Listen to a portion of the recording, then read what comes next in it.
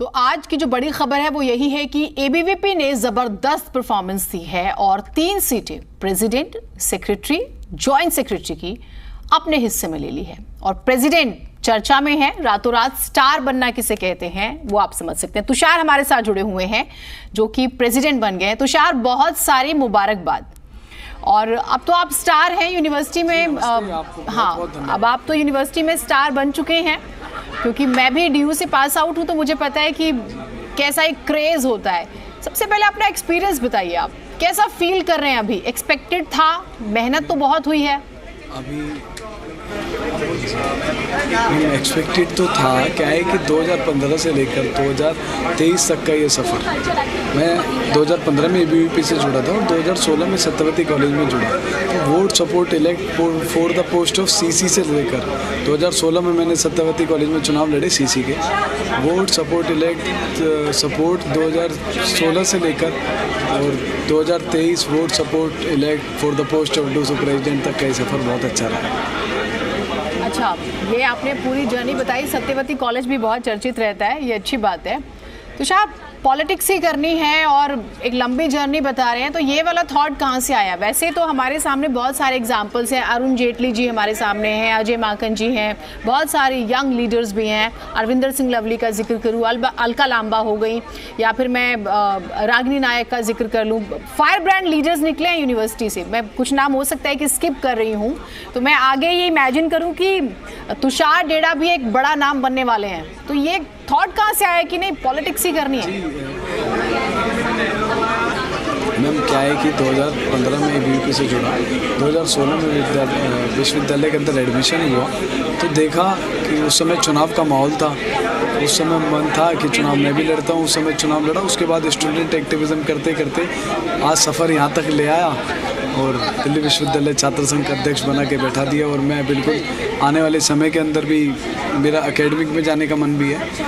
जहाँ समय और किस्मत लेके जाएगी वहाँ चलूँगा और संगठन जहाँ कह देगा वहाँ खड़ा रहूँगा। ये अच्छी बात आपने कही।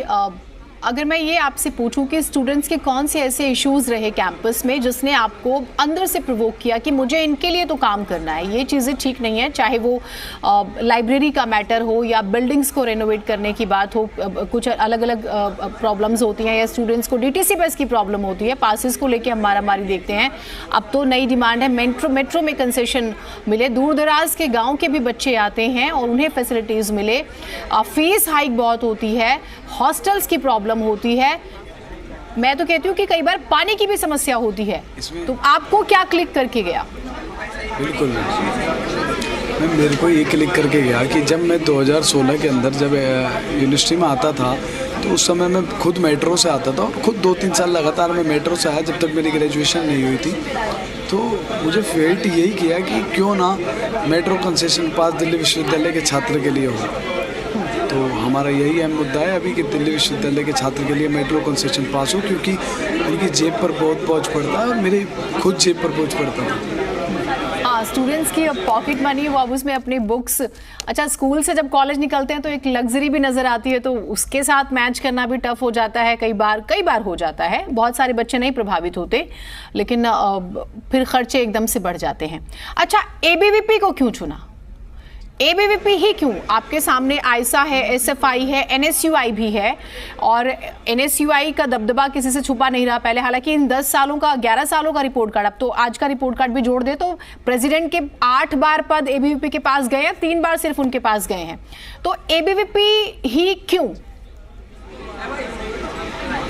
मैम, क्या है कि मेरे घर के पास, मैं घोंडा मौजपुर गांव से आता हूं, मेरे घर के पास श्यामलाल कॉलेज पढ़ता है और श्यामलाल कॉलेज के अंदर मैं देखता था कि जब उस समय स्कूल आना जाना होता था तो विद्यार्थी परिषद का छात्र ही केवल धूप में खड़ा होकर उन छात्रों का वेलकम किया करता था जो फर्स्ट ईयर में आते थे, उन छात्रों की मदद किया करता था जिनके पेपर या एग्ज़ाम में कोई समस्या होती थी, और पूरे दिन कुछ ना कुछ छात्र हित के लिए करा करते थे।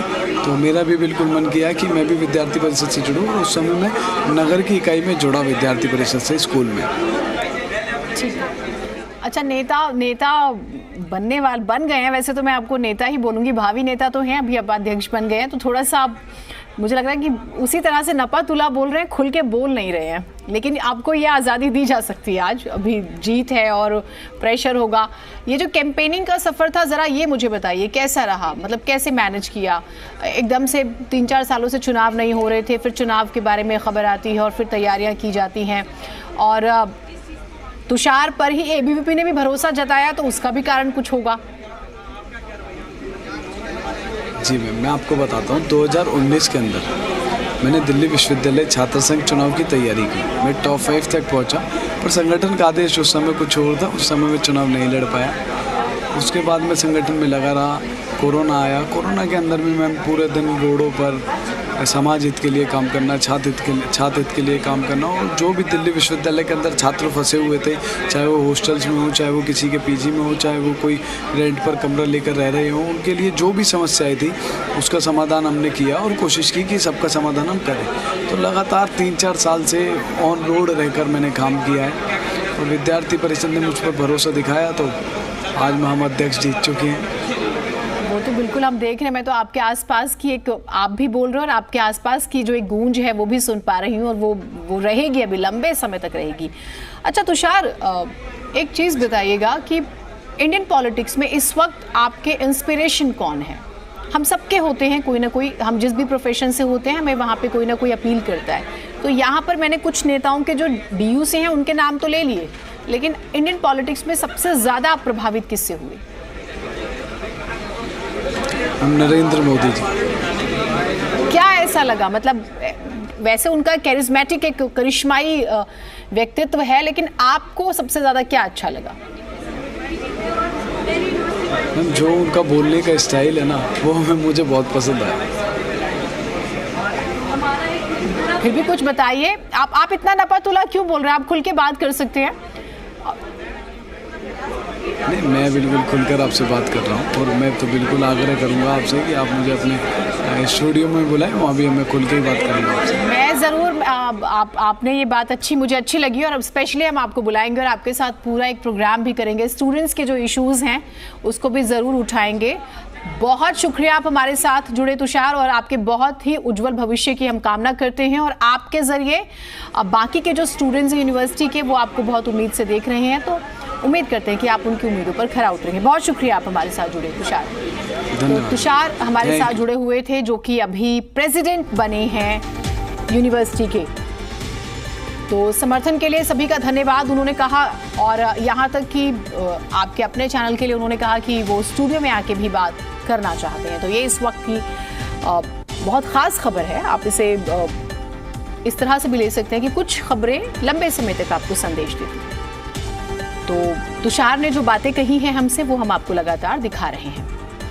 मैंने छात्र हित के लिए हमेशा आवाज़ उठाई है। मैं PM नरेंद्र मोदी से काफ़ी प्रभावित हूँ, उनका जो व्यक्तित्व है। हालांकि उनसे कई और सवाल जो हैं वो भी हम करना भी चाहते थे, लेकिन समय की उनके पास बंदिश थी। अन्यथा परिवार और अलग जो जीवन होता है उस बारे में भी हम उनसे ज़रूर बात करते हैं।